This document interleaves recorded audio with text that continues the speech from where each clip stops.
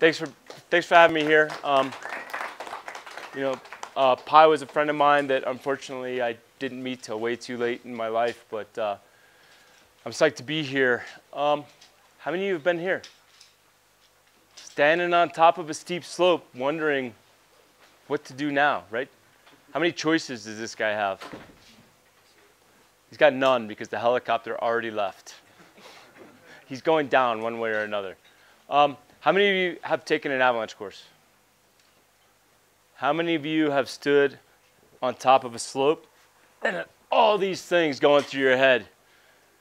You go out on your ski tour and you dig snow pits and you read the forecast and the weather and all these things, and you're trying to figure out which one of these things is important, which one is not, and what should I pay attention to and what can I ignore? When you're standing on top of a 50-degree slope that's 3,000 feet long, it's not the time to have any questions about whether you should drop this line or not. So how many of you feel like this when you walk into snow-covered mountains? If you don't, you should. You know, I've been doing this professionally and recreationally since my dad was a ski patroller. Full disclosure, I've been running around ski resorts since I was 3 years old. Since I've worked professionally since the early 90s, I realized the longer I do this, the more uncertain I am, not the less.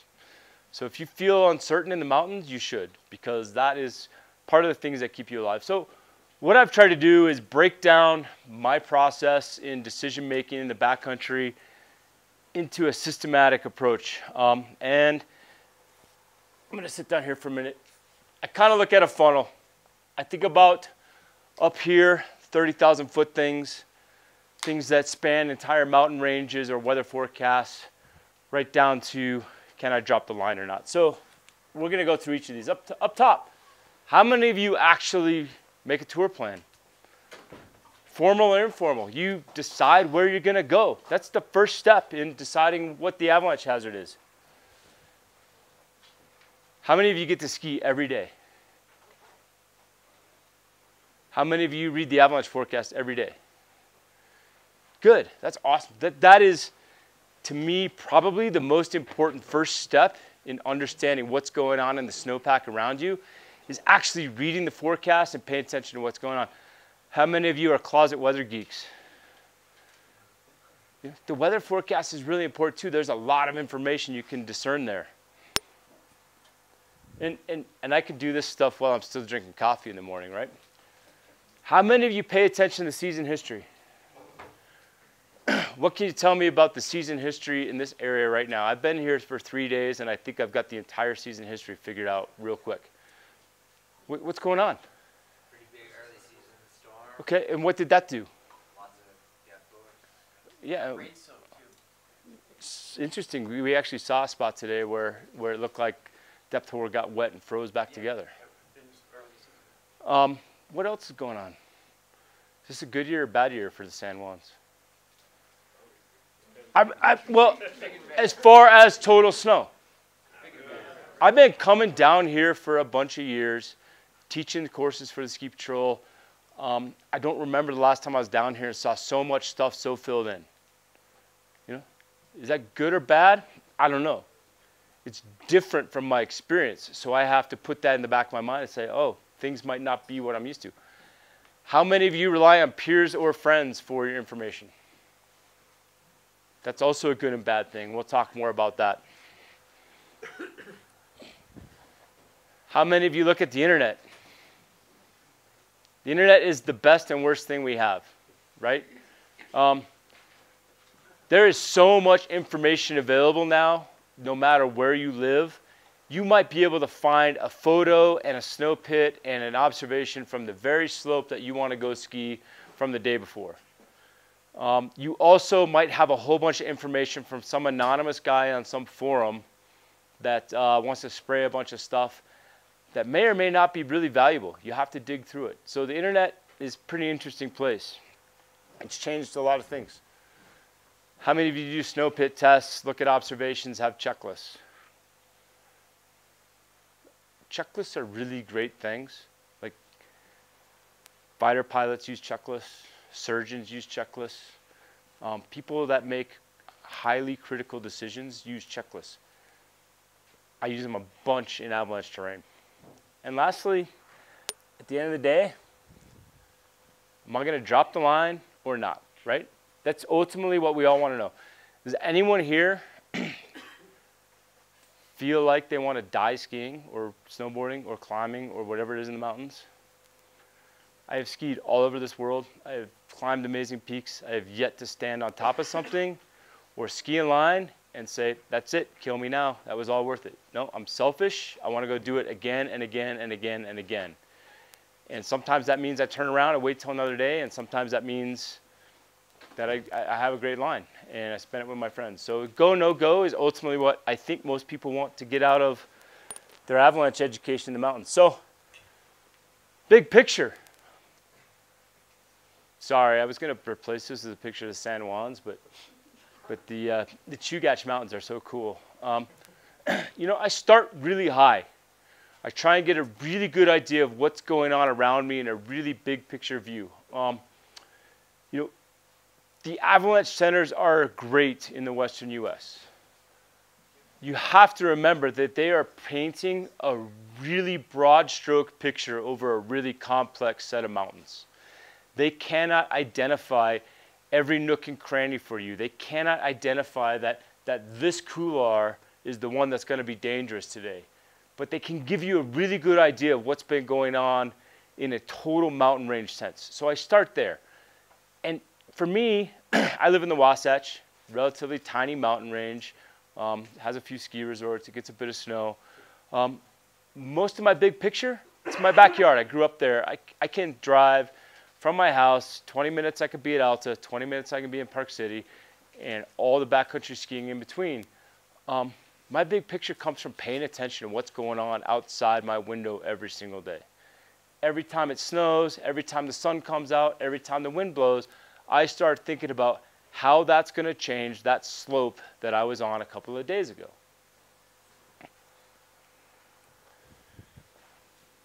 And I got to think about my tour plan. Where am I going? How many of you just randomly drive to some trailhead and get out of the car and go up ski somewhere? Even if you're not formally getting out a map and drawing out exactly where you're going and what you're doing, you have some sort of tour plan. This is my friends Dylan and Andrew skiing in Iran. They didn't have a map. They didn't have any info. They had this painting on a wall and this local mountain guide to point out things that they thought they could ski. Over here, this comes from Wasatch Backcountry Skiing Map. This local guy has created this map with all this run name info and all this data about how to get to places and how long the runs are and where the accidents happen, everything else. He's actually a SAR guy. He's a search and rescue guy. He created this map so that people would start using the same names for the same runs, because I'm sure here there are 12 different names for some run up there, depending on what generation and where you came from and when you wrote it and when you saw it and what magazine you saw it in. So, you know, you got to start with something, an objective. We're going to meet at the trailhead at this time. We're going to go to this peak. We're going to try and ski this side. Starts with your tour plan. So does my tour plan match the conditions that I'm going to ski?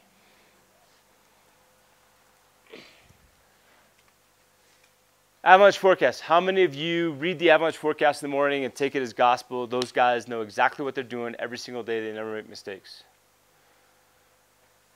I am not bad-mouthing them. They have a really hard job. But most of the good forecasters I know want you to challenge what they're saying. If you see something that doesn't jive, you can no longer take their forecast as gospel. The biggest question is what you're seeing with your eyeballs, the snow under your feet, match what you expected to see in the forecast. I'm always asking myself that, because if the answer is no, I have to change everything that I'm doing. This doesn't work anymore. What I expected, what I thought was going to happen has changed. So first question I ask, does this jive? And I ask that question a lot. If it doesn't, what surprised me? What did I miss? I'll step back. I try and predict the forecast before it comes out. before I click open on that email link every morning, I try to make a guess of what they're doing. If I missed it, what did I miss and why am I surprised? Is it because I overlooked something? Is it because something happened I wasn't aware of? Maybe I just was completely out of tune with what was going on. Now, let's go back to our tour plan. The forecast is out. It's what I expected. There wasn't surprises. Is my tour still appropriate for the conditions? There's a whole bunch of places here where you have the ability to opt out. You know, and so make sure that once you know the conditions in the morning, a whole bunch is going to happen between now and when we wake up tomorrow morning. It's going to change what we thought we knew. Make sure your tour is still appropriate for the conditions and the forecast. Okay, weather geeks. I'm a weather geek. I wake up in the morning, I have 32 bookmarks on my internet browser that I open all at the same time, and I go through them 1 through 32 and try to come up with my own weather forecast before I read the weather forecast. Does that matter? Did anything happen today? Anyone outside today? Did anything happen today that wasn't necessarily in the forecast, or maybe was not what they forecast? Stronger wind. Yeah, I think I felt like in the places I was, the winds were stronger than were forecast. Does that change anything? Everything. I don't know if everything, but it changes a lot of things. There was a lot more snow moving around than I expected to see in different places than I expected to see. So the weather forecast is kind of my verification. It also helps me determine, hey, if I know that there's a storm coming in and the front is supposed to come through at noon, maybe I need to be headed home by 12:30 before things start to stack up and the danger starts to increase. So I look at the weather forecast. Questions I ask. How will the weather affect avalanche conditions on my ski tour? What's going to change while I'm out there? How do I need to mitigate that hazard? How do I need to mitigate those changes? Maybe it's not just avalanche concerns. Maybe the temperature is going to drop 20 degrees and I got to think about frostbite and other non-avalanche concerns. Maybe the sun's going to come out and rapidly warm things up, and that perfect blower pow slope you skied yesterday is now going to become a wet slide danger.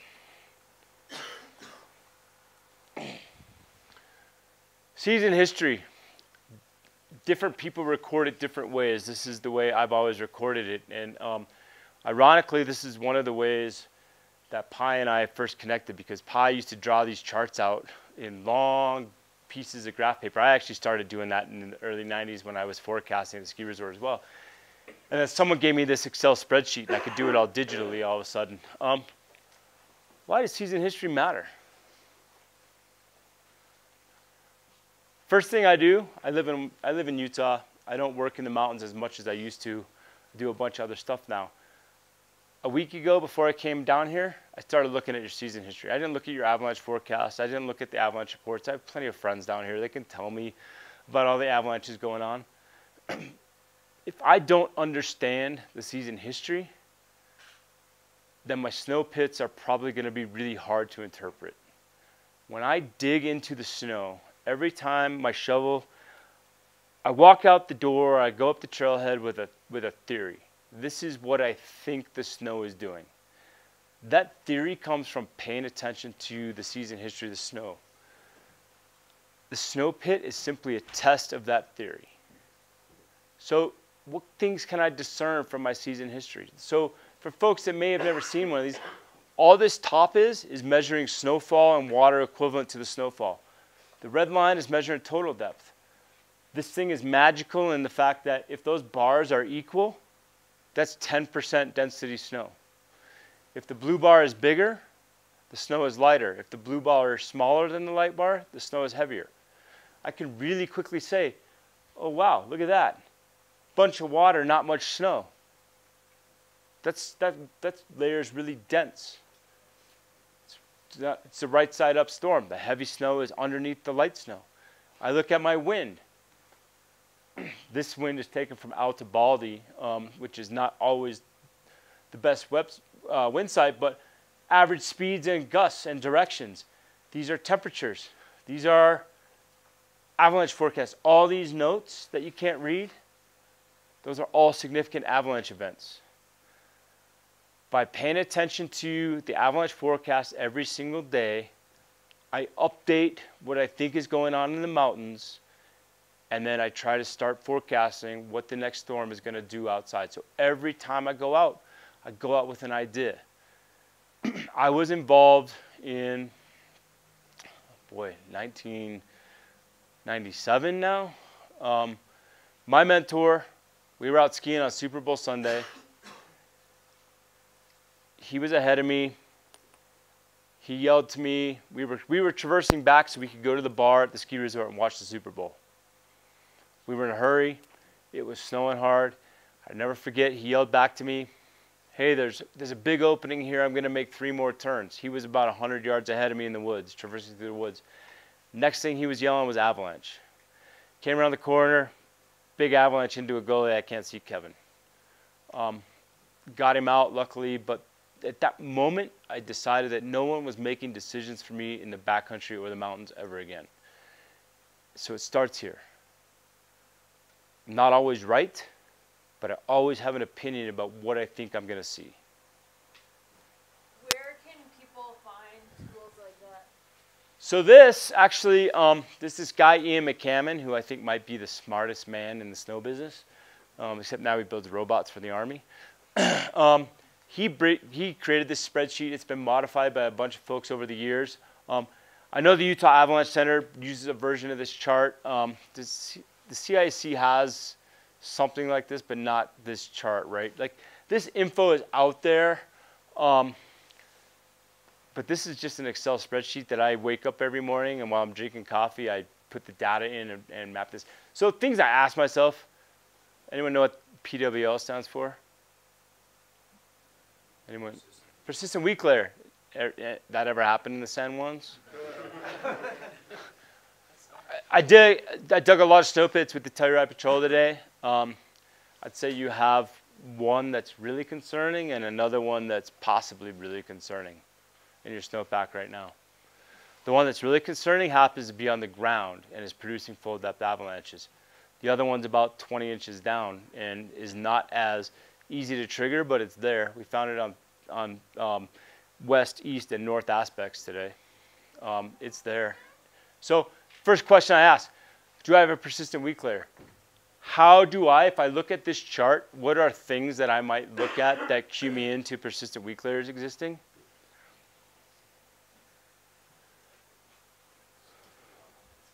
Long periods with no snowfall. Shallow snowpacks. Those are things that lead to persistent weak layers. Shallow snowpacks, what happened here in November and October? You got snow, and then what happened? Nothing, right? So what happened? Now you got depth hoar. What happened before this last storm cycle? Nothing. What happened to the surface of snow? It got weak. Now it's buried. Now you got another weak layer. You don't have to be a rocket scientist. You don't have to bust out a microscope to learn the names of all these grains.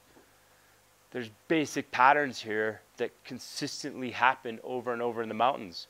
You just got to pay attention to them. Second most important thing, recent avalanches. These are get out of jail free card things. Where are the recent avalanches? What slopes, what aspects, what slope angles? Are they natural? Are they human triggered? Are they explosively triggered? I pay a lot of attention to recent avalanches. Weird weather. My buddy Scotty Savage, who's now the director at the Sawtooth Avalanche Center up in Idaho, but was the snow safety director at Big Sky, always used to have a saying, said, weird weather makes weird shot placements, which makes weird avalanches. Has there been any weird weather in the last few years around this part of the country? Yeah, I mean, I think one of the challenges is that, you know, regardless of what you think, the climate is changing, and that's changing avalanche conditions, and it's changing historically what we think we know about certain areas. How many of you ski with friends? I talk to my friends a lot. Basically, By talking to my friends, I expand my field of observation. So it's really important when you talk to your friend about what they think is going on in the snow. Were they skiing last week? Were they in the desert riding dirt bikes? Because one of those people has far more important information to share with me than the other. Doesn't mean that that guy over there doesn't know anything about snow.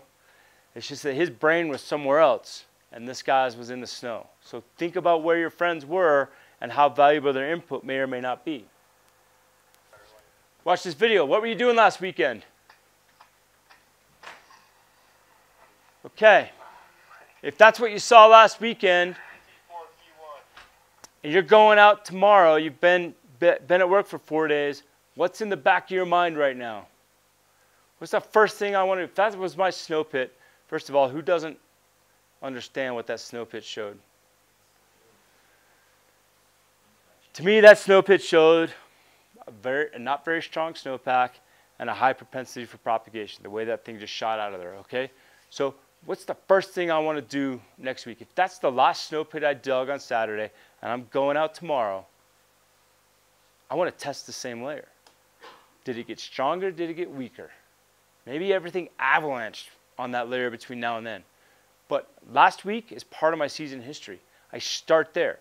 If I have a Monday through Friday job and I ski on the weekends, my starting point for next Saturday is whatever I last saw on Sunday. Take all those avalanche forecasts and all those weather forecasts through the week, and on Saturday morning, I'm walking out there with a theory and I'm going to test it. I don't have to walk a mile. I can jump right out of the car, right on the trailhead, and find a safe slope to do these tests. This is the Utah Avalanche Center, but the Colorado Avalanche Center has the exact same stuff. If I am going to a certain place, I'm going to go to the observations list and see if I have observations for that area. Maybe somebody went there yesterday. Maybe nobody's been there in a month.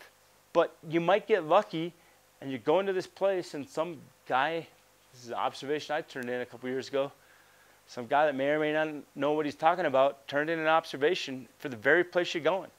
Excuse me, that can be a huge piece of information. We still haven't left the house yet. We're still drinking coffee and gotta walk the dog. I gotta look out the window. This is Mount Crossan up in the Alaska Range. Little tiny insignificant peak in the Alaska Range. It's just over 12,000 feet. Looks like nothing because Mount Forker's right here. Whoops, and Denali's right there. This is the photo I took the day before I got caught in an avalanche right up there. This is 7,000 vertical feet. Anyone got an idea what current condition I missed? Wind. I missed the wind slab. I was so summit starved after 20 days on the glacier and not bagging any peaks. I was hell-bent that we were going to the top. And my partner walked right into a wind slab. I was at the other end of the rope. It hit me. I almost went all the way down this face. It hit the glacier. It hit the Kahiltna. It was really ironic when I got home and started looking through my photos and went, duh, what's that cloud called? Lenticular. Yeah, indicates high winds aloft. Don't forget to look out the window. Anyone get it on the internet? We already asked, but what's the problem with this? Is there a San Juan's forum on or San Juan's thread on the TGR forums? The Wasatch thread is insane. Like it gets like hundreds of posts added a day. Sometimes I'm pretty sure it's a total waste of my time. But if I scroll through all the nonsense and the crap talking, all of a sudden I find out that somebody triggered an avalanche on this slope and went for a ride and got out. But they didn't tell the Avalanche Center. They didn't tell anyone else. It's amazing how much stuff goes on that the Avalanche Centers and everything else, everybody else that's official doesn't find out. So I actually kind of breeze through these things with the caveat that anybody can be whoever they want to be on the internet. So if it's somebody like Spindrift 65, that's my friend Mark. That guy skis more days than any human being I know. If Mark posts something, I pay a lot of attention. Somebody else, I kind of got to weigh it with a grain of salt. We have all sorts of local pundits in the Wasatch. I'm sure you guys got them here. Some of them have their own websites. This guy back home, he used to work for the Avalanche Center, doesn't anymore. It's his goal in life is to disprove the Utah Avalanche Center's forecast every day. Probably, he's not dumb. He's got a bunch of years and hours in the mountains. He has a different risk threshold than everybody else. So you got to understand that. You got to filter that information appropriately. This guy, semi-infamous steep skier, he has a risk threshold that probably exceeds all of us in the room combined. So when he says something's good to go, maybe it was for him, but he probably has a different risk threshold and acceptable level of what he's going to hang out there. Okay, we're finally in the car. I start looking around. Is that a clue? So it's a big avalanche that goes around. Wait, ridges are safe spots, right? It goes around the ridge and down into a completely opposite exposure. That's a pretty good clue that things are unstable. If the guy told you it was going to be partly cloudy, and that's what it looks like driving down I-15 in Salt Lake, guess what? Everything that you thought you knew about what was going on today is changed, right? Make sure the conditions jive. Trailhead. How many of you stop at the trailhead and actually rediscuss what you're going to do? How many of you do a thorough beacon function check? One of my big complaints, I ski a lot in the Tetons and nobody does beacon checks. They just walk past those little things that show a red X or a green circle. What's the problem with that? It's only checking one function of your beacon, right? It's only making sure it's transmitting, and it's you have to be really close to it, so you have no idea about range and function. I like to do a quick full function check with everybody in the group. If I'm looking at that, what can I discern from, if I'm at the trailhead and that's my destination, what can you tell me? Wind's blowing, right? First thing I ask is it blowing the right direction? Because if it's blowing the right direction, then okay, it's what I expected. How strong is that wind, do you think? The correct answer is it depends what snow climate that photo was taken in. But my guess is that's an average wind speed over 20 miles an hour. Which means what? Something's getting stripped and something's getting loaded, right? I got to pay attention to that. The stronger the winds, the weirder the wind slabs are. They end up in strange places. Okay, we've decided our plan's good. Skins are on. We're going to start walking up the trailhead. It's snowing a bit. Do I have to stop and dig snow pits all the time to figure out what's going on? No, like this is one of my favorite little tests. This is a day where it was snowing about 2 inches an hour, and I was actually out with an avalanche class, and everyone was freaking out. And it's like, well, let's just see if the new snow is sticking to the old snow. So, and here a steep road cut. There it is. What do we got? What critical 2 pieces of information did I just get out of that? And I didn't have to take my shovel out, just excavated, used my ski pole to cut it, and pulled on it. What 2 pieces of information do you think I'm focused on there? Shear strength? I can't measure shear strength. I don't have a gauge in my arm. Sorry? Yeah, okay, so first thing, new snow is not bonding very well to the old snow surface. Depth? Yep, okay, so that's number 3. Did that new snow crumble and fall apart, or did it come off as a cohesive slab? Slab. I am 100 feet from the trailhead. I already know that the new snow is not bonded to the old snow, and I got a slab. Change my game? Heck yeah. How How deep is that? I got small hands, but that's about an 8-inch slab.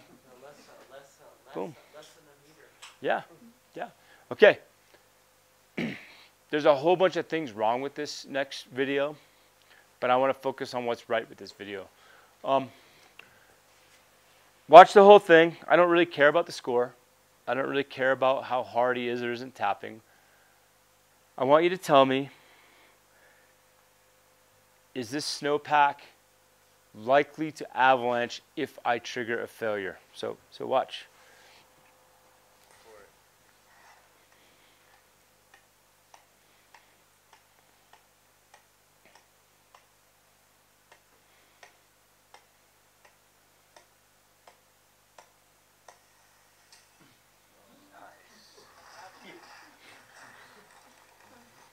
Anyone want to go skiing? Not really. Why not? Forget scores, forget all that other stuff. What is the critical piece of to me there's two critical pieces of information right there. Now the snow is reluctant to slide, but it's strong enough that it'll suck you into scary terrain. I like that word, reluctant. So avalanches are really complicated, and the mechanics and and what goes on is still not completely understood. But okay, 18 taps. He was tapping way too hard, by the way, way too hard. That column is way too big. I don't care because the result is more important to me. So reluctant, yeah, it's right there at the upper end. So I gotta really give it a poke to make it slide. But once it failed, was there any hesitation? That thing zipped right off. Anyone got to guess what that weak layer is? Buried surface ore. Nice. Yep. Anyone want to know why we're standing on a 37-degree slope digging a snow pit? It's because it's only 20 feet long. I wasn't super worried of the consequences of standing there. Is that feedback valuable? These are what I call get out of jail free cards. I don't need to overthink this. The snowpack is telling me if you trigger this avalanche, it will be big, it will be scary, you will probably die. We are pretty vulnerable as a species in the world around us. So that's what I take out of this. I don't care about the scores and the sudden planer and all this other stuff. Reluctant, I like that. But once it went, it went. You know, there was no question. This, by the way, led to a very widespread avalanche problem this year for about 4 months. And eventually in March, we had crowns up to 6 meters. So, is this in Utah?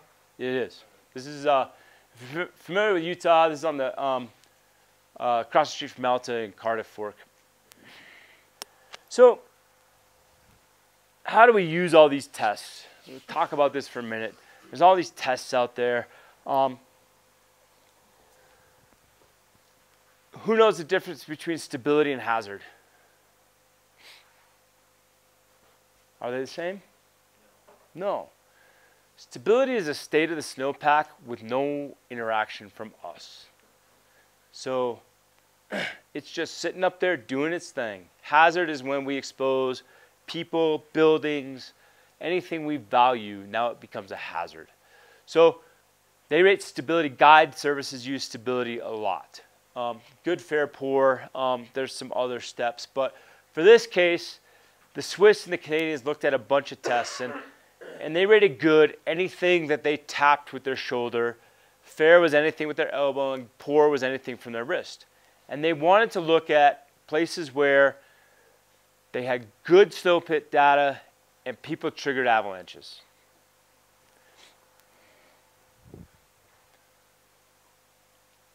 "20% of the time when people rated the snow stability as good, they were still able to trigger avalanches." Anyone going to go out in the mountains on a 1 in 5 chance you're going to trigger an avalanche?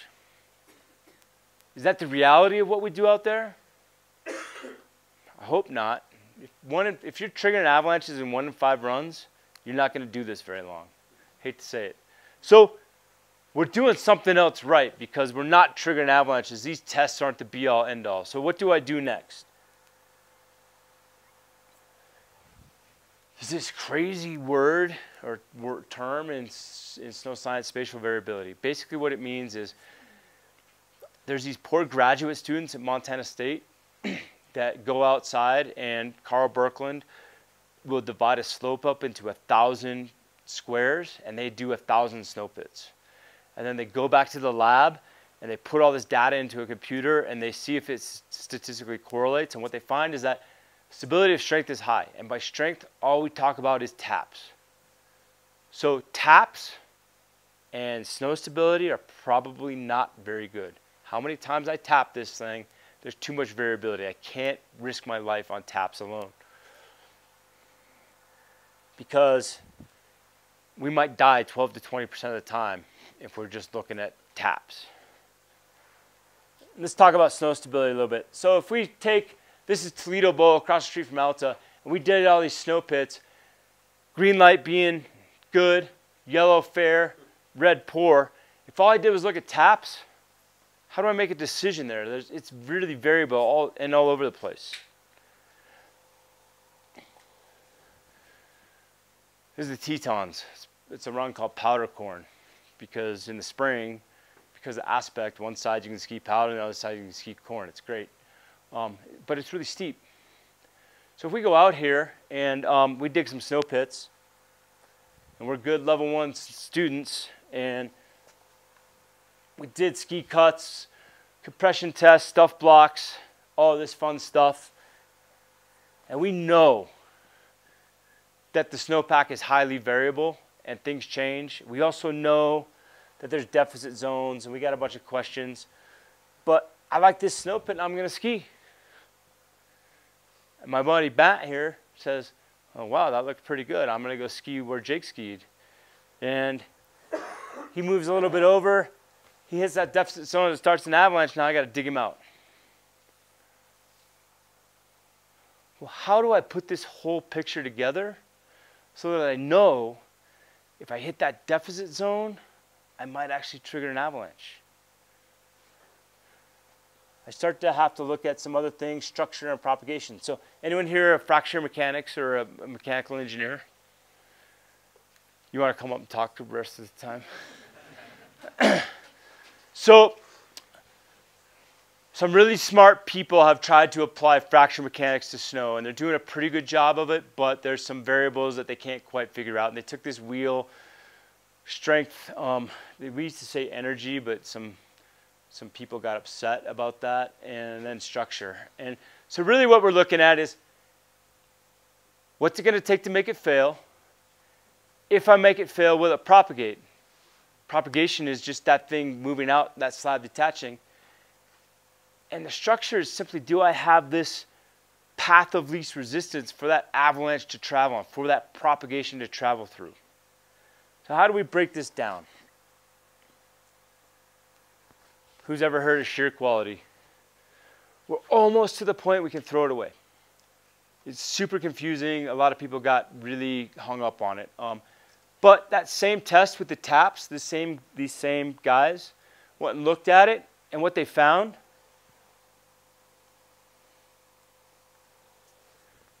95% of the time that people triggered avalanches, there were Q1 or these sudden collapse, sudden planar, these are the Canadian fracture character stuff.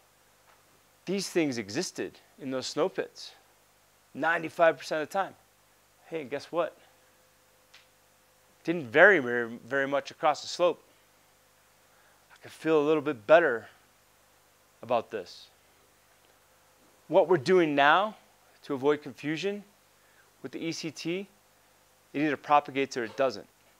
You don't need to get into the weeds about what level of fracture it is. If it propagates, most of us don't have the skill set, the mileage, and the experience to make a decision beyond that point. Choose a different slope.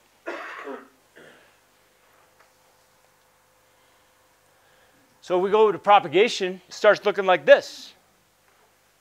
Is that a more clear picture than if I just look at how many times I tap this thing? I don't really care if this took 30 taps or 1 tap. it propagates, which tells me that the potential for this thing to avalanche is high. I don't want to die. I want to go skiing. Okay. How many people know what these two things are? Snow profiles, right? Which one do you want to ski? Why? Stronger? What if I throw you this curveball? Same score. Still skiing the left? Anyone play Jenga? Which one of these is going to fall over if I pull that block out? Are they both gonna? Maybe. Which one's more likely to fall over? This one, right? Anyone build their house like this? I mean, I know there's all kinds of crazy cantilever beam houses and stuff out there now, but like, if I pull that out, what's gonna happen? Probably gonna fail, right? So this same guy, Ian, that came up with all this stuff, came up with these 5 lemons. Some people now use yellow flags. Bottom line is they're basically derived from the same data set, the same information. One is 7, one is 5. Know them, learn them, they're really important. I focus on 3. I am going out there to go skiing. I am guiding clients. They don't want to watch me dig snow pits. I am opening a ski resort. I don't have time to do all this stuff. But I can focus on these 3 things without any special tools. And I remember the term PhD because it makes me feel smart. So the first thing, do I have a persistent weak layer? Anyone see a persistent weak layer in this snow profile? A little fuzzy, but there's one, there's one. Technically there's one, there's one, there's one. Yeah, there's a few. Anyone got to guess what H is? Hand hardness difference. Greater than or equal to 1 step. Now, hand hardness test. Who knows what the hand hardness test is? Pushing my hand in the snow, right? How hard do I push? So when I first got into this business, my mentor told me, yep, exactly, how hard it took to push on my nose till it got uncomfortable. About 3 pounds of pressure. Guess what? My nose has been broken dozens of times since then. I think it takes a bunch more than that. So I then learned later on, this is way more useful, it's the amount of force it takes to push a full beer across a dry bar without spilling it. So now you have homework. So you put a pint on the bar and just practice push it across. What's a problem as humans that we have when we meet resistance? Yeah, we push harder. Now you gotta, that's why you gotta get the beer and not spill it and calibrate that. When it's harder, you gotta change steps. But don't overthink this. All I'm looking at is, do I have a slab sitting on a weak layer? Do I have strong snow on weak snow? What do you guys think? Yeah, I got a slab, I got weaker snow, I got weaker snow. Yep, check mark. Last one, someone already mentioned this. Depth less than or equal to 1 meter. Why do I care about layers closer to the surface than layers deep underneath? Yeah, it's primarily our ability to affect those layers. Secondarily, if you want to get way into the weeds on the science, because of creep downhill, the layers in the top of the snowpack are under more stress than the layers in the bottom of the snowpack. Gravity is a constant, right? Gravity is why this is fun. All these things, climbing, skiing, all these things are fun because of gravity. It's a constant, it is pulling on the snowpack. Because the ground has more friction, the snow at the top is being bent downhill faster than the snow at the bottom. So it's not only our effect, but it's the fact that those layers are already under more stress. If I got these 3 things, now I got to scratch my head and go, wait a minute, I might produce an avalanche. Basically, we concentrate stress. Just for fun, whoops. You guys are from the San Juans, you already know all this stuff, but depth hoar, buried surface hoar, facets, mixed forms are all persistent grain types. Grapple is not a persistent weak layer. I know it can hang around in the snowpack for a while sometimes. It is not a persistent weak layer. These are grains that persist over time in the snowpack, and they will bite you. Anyone ever skied in the Purcell Mountains up in Canada? Beautiful place, lots of ski guiding going on up there. 1993, there was an accident involving a guided group. They dug a snow pit, which is where this came from, and they had all this info. 1993, I don't think anyone was talking about structure. I don't think anyone was talking about propagation. We were doing shovel shear tests and roosh blocks. So let's talk about lemons in this snow profile here. I got 1, 2, 3, 4, 5 layer interfaces in the top meter of the snowpack. Some of them I don't care about, some of them I care more about. Do I have any thin weak layers? Okay, so why are thin weak layers more of a lemon than a thick one? If I have some, Steeper temperature gradient. so that long term, yes. Short term, if I have something this thick and I start to deform it, how far can it move before it breaks, as opposed to something this thick? Which one of those can accept more stress before it breaks? The thick one is gonna be able to do this more than the thin one, right? So that's why thin weak layers are up there. Do I have any thin weak layers? Yeah. Do I have any slabs sitting on weak snow? I think so. I also have weak snow sitting on top of slabs. Do I have any persistent grain types or persistent weak layers? Depth or facet, basset. That's the old symbol for crust. Got a few. Grain size difference. So these numbers, these are grain size in millimeters. That's probably the hardest thing to measure in the field. Probably, in my mind, the least important. What I like people to focus on is, actually, you guys have the perfect snowpack for this. Depth or are those big grains or small grains? Big. I mean, I saw some depth hoar grains up to 7 millimeters today. Wind slab, big grains or small grains? Microscopic. I was looking at wind slab grains today, 0.1 to 0.3 millimeters. So anytime there's a difference in more than 1 millimeter size between those layers, you get a lemon. So does anyone see a layer that might be a problem here? So we got all 5 right there. Hard slab, artificial skeeter trigger, size 2. So in Canada, when they say size 2, destructive size 2, which means it's big enough to kill, injure a person. This guided group, what were they thinking? Money? No, actually no. I don't. They got a roosh block 7. Anyone here old enough to have done a roosh block? Or energetic enough? What's a 7? It's no failure. Didn't fail. Guy jumping up and down on this thing. It didn't fail. They skied it. Well, in 1993, we weren't looking at all these things. I got some good news. When we look at structure and lemons, it's the least variable.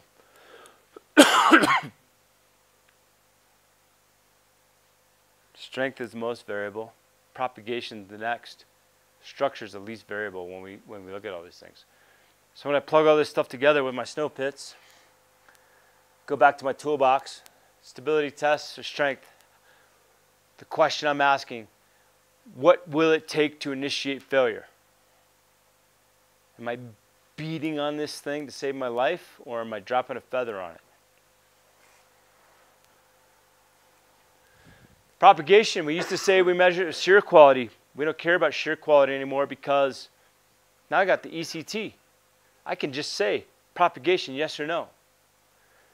Structure, I look at my lemons. You guys didn't know you're coming to take a test tonight, right? Okay, so here we are. We are on a 38-degree slope. We dig a snow pit. We're trying to decide whether or not we can ski. And we get a test. Who could tell me what that means? Lots of gibberish, right?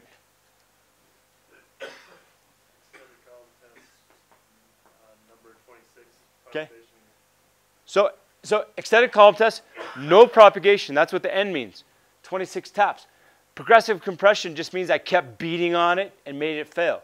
Or a Q3. No lemons. Okay. How's my strength? Anyone want to ski this? Okay, good. Yeah. That's green light. That's easy. It's strong. It's not propagating. I got good structure. Easy day. We're going to go back to the same 38-degree slope. Now what happened? Okay, so I got ECTP 9. So on the 9th tap, it fully propagated. Sudden planer, it shot out of there. I got a persistent weak layer. I got a hand hardness difference, and it's within the top meter of the snowpack. Anyone going skiing? No. Easy, right? I got everything. Fill all the blanks in. Life's easy. Okay. ECTP 30. Sudden collapse, meaning I saw visual drop. And I got all 3 lemons. So, is this strong? Yeah, I beat on it 30 times, right? Is it going to propagate? If I could trigger it. How's my structure? Not good. Who's going skiing? You guys chicken? Come on. 30 times. I'm beating on it from my shoulder 10 times.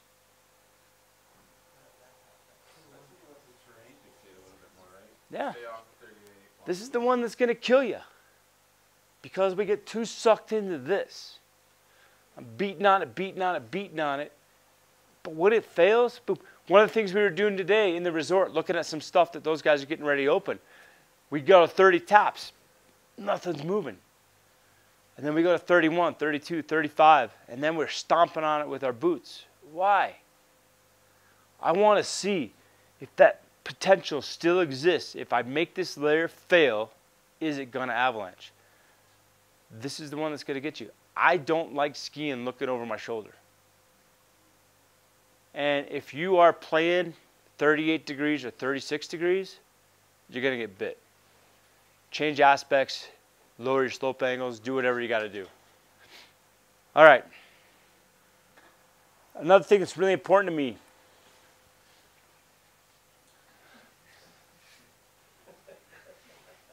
How many of you have ever spent time around an avalanche professional? Have you ever heard them say that they were keeping something closed or they weren't going to go because it didn't feel good? I can't tell you how many times I've said it. It's saved my life. I've also been wrong the other way. But I think intuition is really important. Anyone know the definition right out of the dictionary of intuition?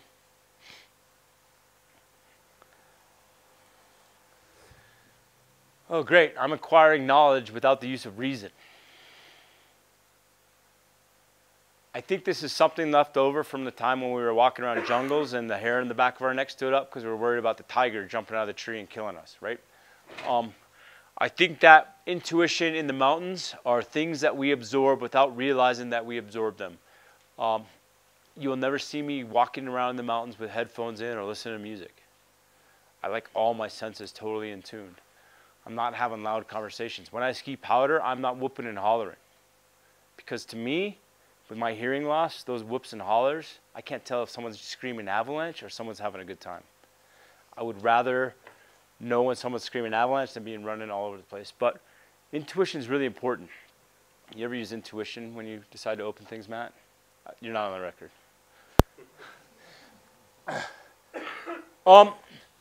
Pay attention to your hunches.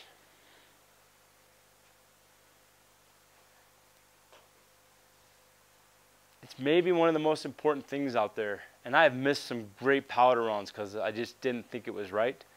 But you know what? There'll be another one. I'll back off. I think they're really important.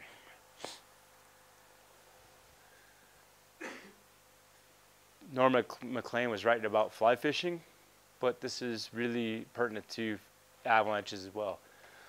All you got to do is notice something that you didn't even know you were noticing. It's not even visible. It's out there. So there's a few really great rule-based decision-making tools that are out there. Is anyone here not human?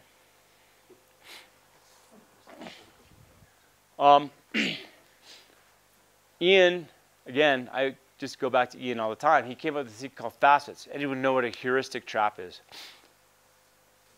What is it? Yeah, it's a shortcut in logic. We use them all the time.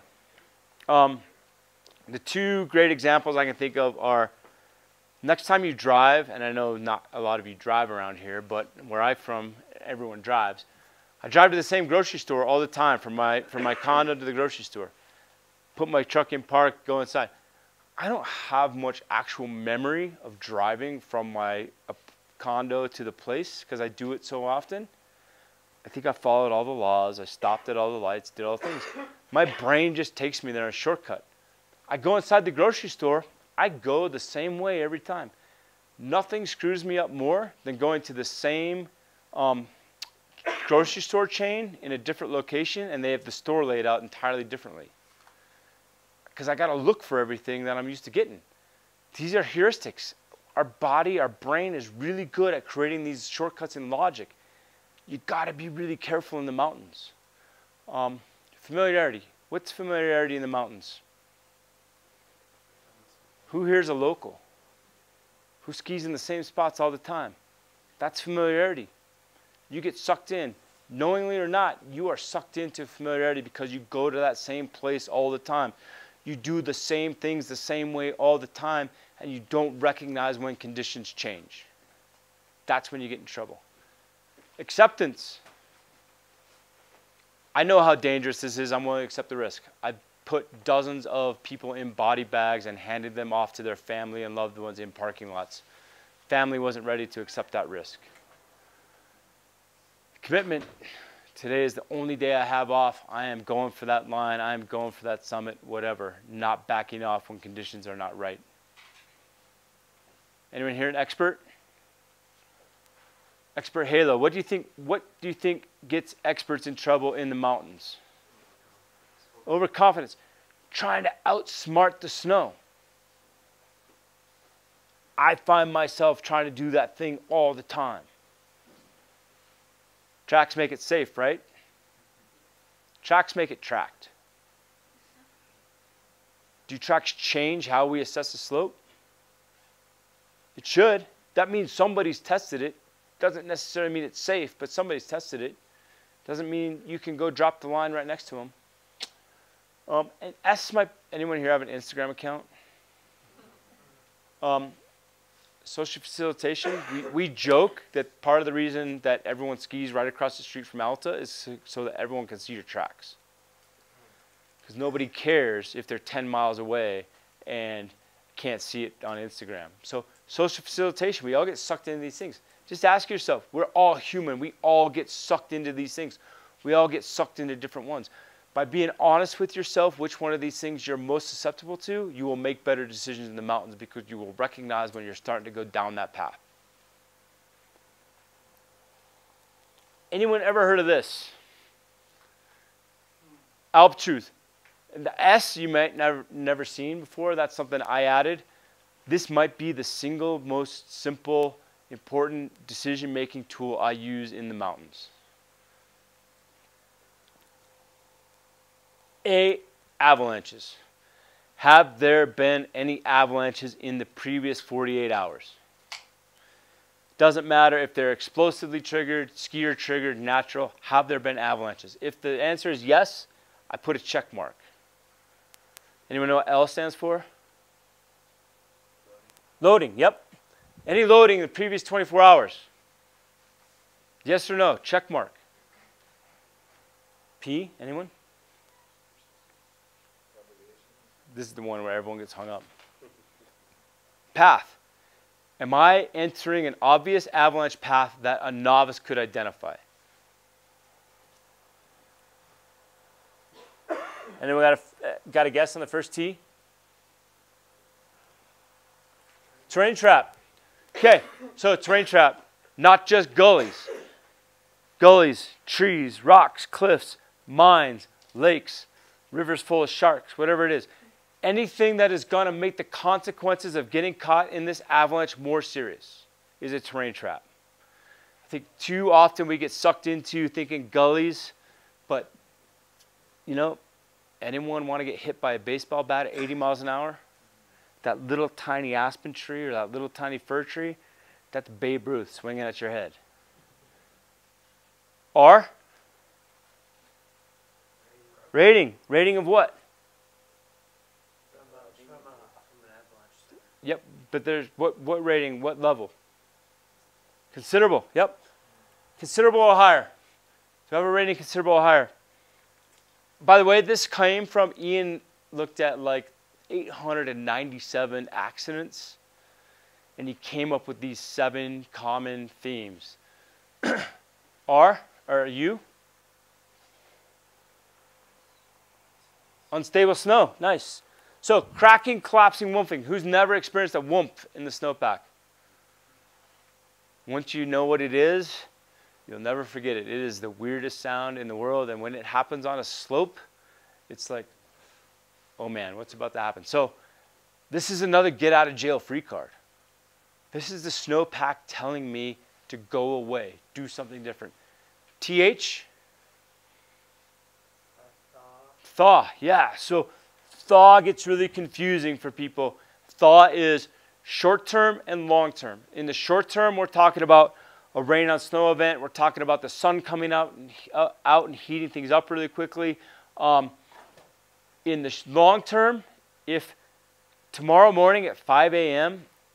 it is 5 to 7 degrees C warmer than today at 5 a.m., that's what we're paying attention to. 24 hour to 24 hour. The snowpack is like people. It wants to change slowly, and it wants to be warm. For the snow, warm is 0. And this S I throw on the end, anyone got to guess what that is? It's close. It's related to structure. Season history. Do I have a season history of weird or abnormal or persistent weakness? So how do I use this for decision making? If I have 3 of these, my guard hairs are way up. I'm starting to ask myself if I'm making good decisions, whether or not I should be in this terrain. If I have 4 or more, I'm choosing different terrain.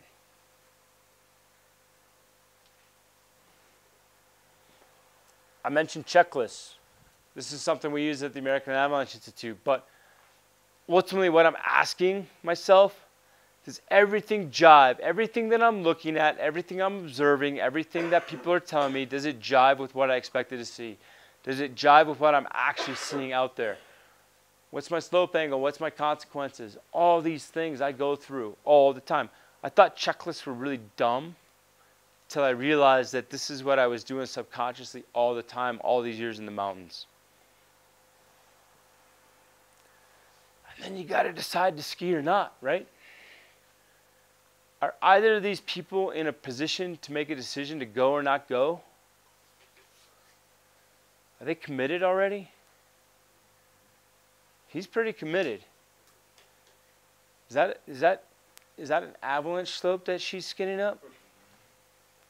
Pretty committed. This is not the point to decide whether or not to go. You got to make these decisions before you're committed. So how do I do that?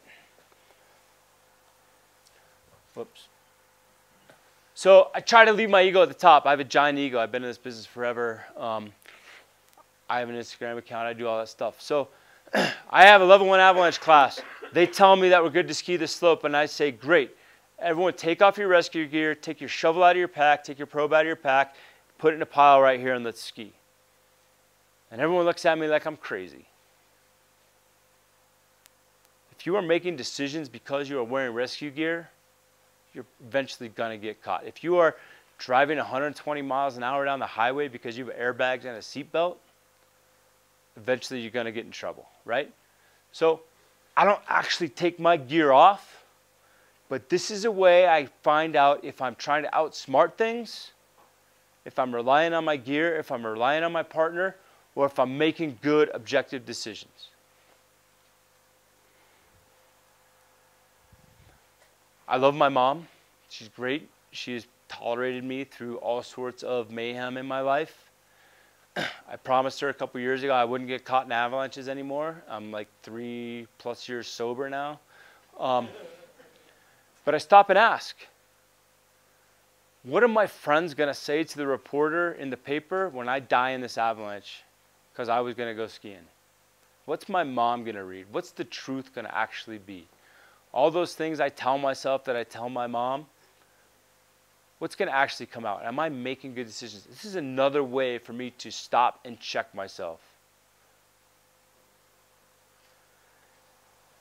And then I just ask, am I trying to outsmart things? Do I have a bunch of red flashing warning lights in my face and I'm trying to adjust my slope angle by a degree or two? Am I trying to justify that I've been doing this for a long time and I can make a C cut and get out of this? Or am I actually making good, sound decisions based in facts? And then I go through Alptruth. Again, I thought Alptruth was dumb until I realized that that's exactly all the things I was already paying attention to. Ian just put in a convenient acronym for me to remember really easily. So a few suggestions. I have a mentor, a guy named Tom Kimbrough. I think he's 83 now. He's been in all sorts of avalanche terrain, all sorts of years. He's the angriest Zen Buddhist monk I know, but he still climbs 5'11", so apparently that's a big deal at his age. He gave me this list. Always keep the big picture in mind. Don't get so laser focused on what you're doing that you're not paying attention to all the other clues around you. It's a lot easier to figure out what's going on out there if you go out the door with a theory. It's really easy. You guys know that you got depth force sitting underneath a bunch of snow. You got a bunch of natural avalanches that just happened. You should have a pretty good idea of what the instabilities are out there.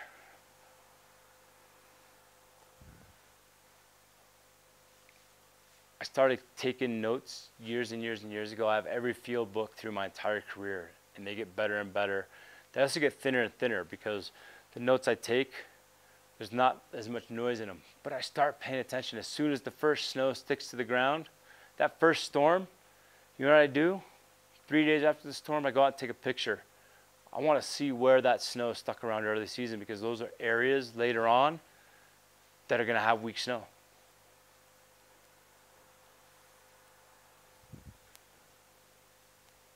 Why do you think I care more about weak tests than strong tests?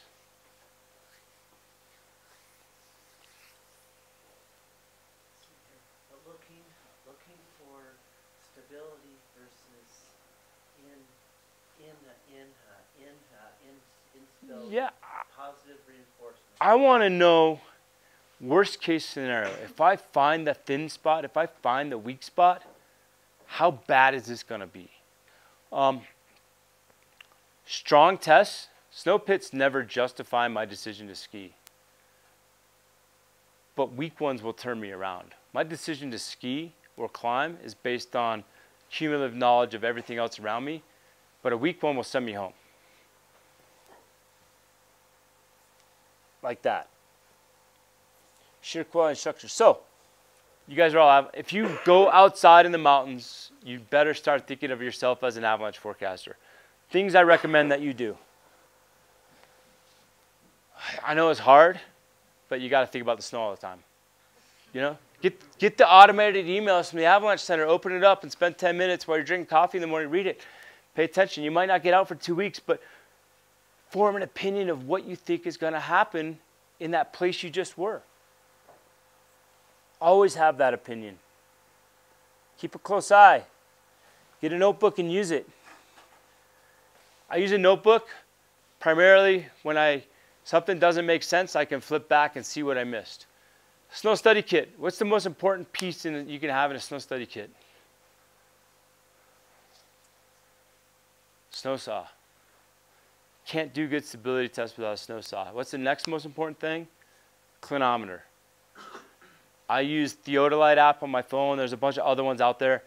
Learning to see the difference between 32 and 36 degrees is so important. This is why ski patrollers are so good at managing terrain, because they spend so much time trying to trigger avalanches. They get really good at identifying those subtle breakovers. But go out, challenge your friends. Look at a slope, guess the slope angle, then measure it. You get really good. But to the naked eye, 32 and 38 degrees look really similar. One of them can be really safe and one of them might be really dangerous. Read books. There's a bunch of them out there. Last few things I have. You know, the mountains are amazing, but it's really like that you can give up everything. So what do? This is a little bit outdated because it's changed a little bit, but how many of you think about all these things in these bottom two tiers before you took your level 1? How many of you have a first aid or CPR certification? Man, it can be the difference between a really good day and a really bad day. You got to be fit. You got to be able to travel in the mountains. You got to know how to take care of yourself, your equipment. How many people can still read a map? I mean, I find myself getting more and more sucked into the digital age, and then what do you do on a 3-day hut tour when your battery's dead and you got nowhere to charge it, right? You better be able to read maps. Winter travel skills. How many of you know how to dig a snow cave, make an igloo? Part of the reason I say snow saws are important, they make building igloos way easier. How to take care of all your gear, communication, radios, all that stuff. Willingness to voice concern. How many of you travel in groups where you feel like you're unable to communicate what you're seeing because somebody else has more experience or whatever? Everyone's opinion is valid to me when I'm traveling the backcountry. I don't care if it's your first day or you got 10,000 days more than me. If you see something, I want to know what's going on. So last few slides here. A bunch of people way smarter than me. Every time I give someone credit for this list, they tell me they got it from someone else. So I'll just say that anyone and everyone I ever learned from and mentored probably contributed to this list at some point. First one, carry all your rescue gear, know how to use it, and understand it probably won't save your life.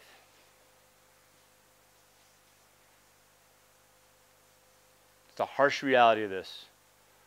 I've been involved in a lot of avalanche accidents. I've been involved in a lot of avalanche recoveries. I've been involved in a lot of stuff. You've got to know how to use this gear with your eyes closed, with your gloves on, blindfolded, dizzy, upside down and backwards.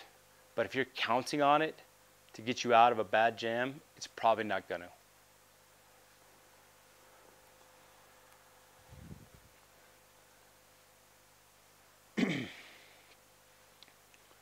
Always follow standard safe travel protocol. There's a bunch of rules. Unfortunately, they don't always work that well in the mountains, but one at a time is a pretty good one. I expand on it a little more. Minimize the number of people exposed to hazard at one time.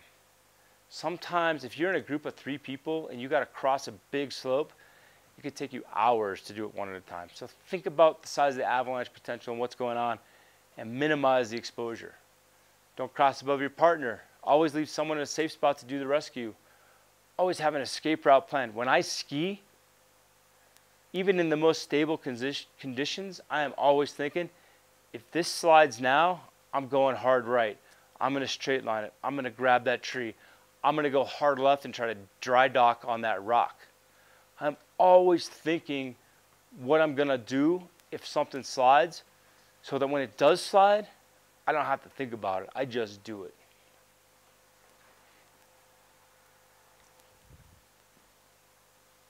The only thing we can really control is the terrain that we go out into. I can't change your snowpack. I can't change the weather. But I can decide what terrain I'm going to go out into. Anyone see any avalanches in that photo? Every aspect, every slope angle you could possibly imagine has an avalanche in it. How would I get to that top of that peak? The helicopter. That's the right answer.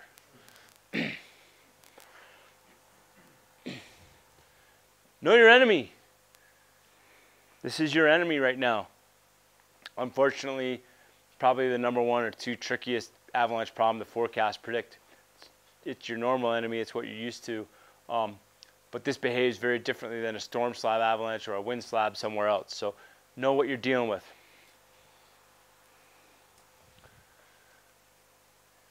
Snowpack wants to change slow. Anything that changes it quickly should get your guard hairs up. You should be paying attention.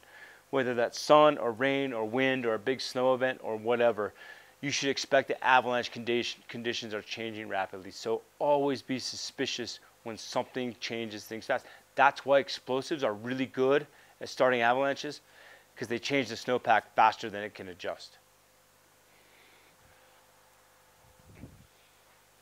Weird weather makes weird avalanches. Anyone heard of the lake effect in Utah? Yeah, so if you actually look at this red part in the radar, the most intense precip, it's like just a pipeline off the lake right to Alta. It's amazing when it happens. It happened a couple weeks ago, 90-something inches in 3 days. But just remember that when the weather gets weird, the avalanches get weird.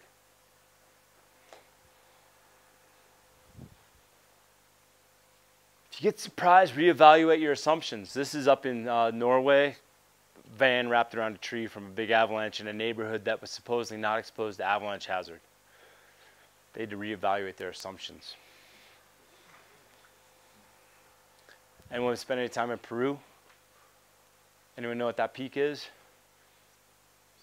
That's Husqvarna, probably the largest known modern avalanche accident in history. Whoops, there's a village under there. The entire face of Husqvarna came off, buried the village. A year later, the other side came off and buried another village. My dad's an engineer. He told me a long time ago that engineering has a way of underestimating the potential of Mother Nature. So things I remember is that no matter how big, how far, how fast it ran, in the wrong conditions or the right conditions, it will do it in places that are farther, deeper, different than you ever imagined. So always think about the true potential of a slope.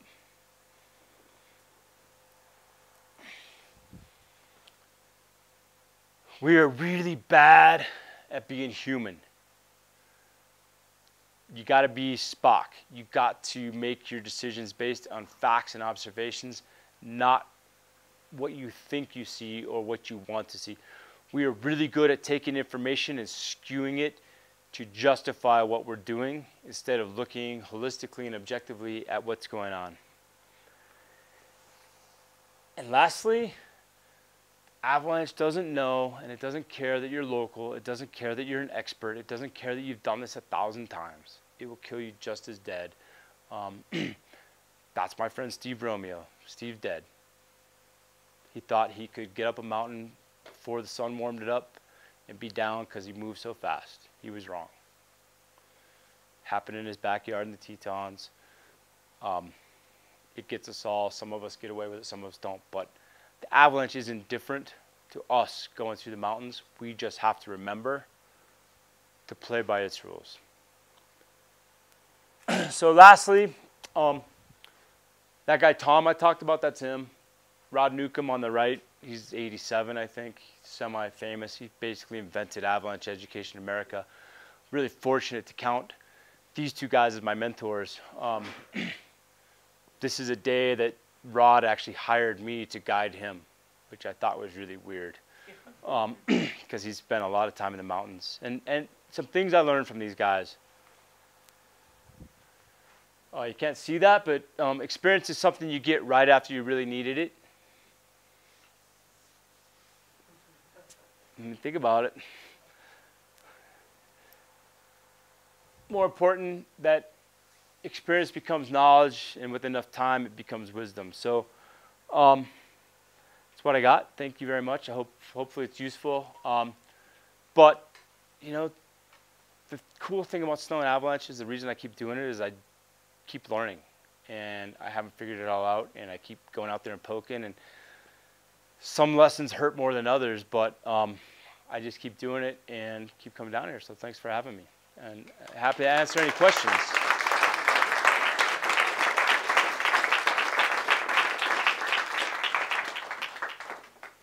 Or not, you don't have to ask questions.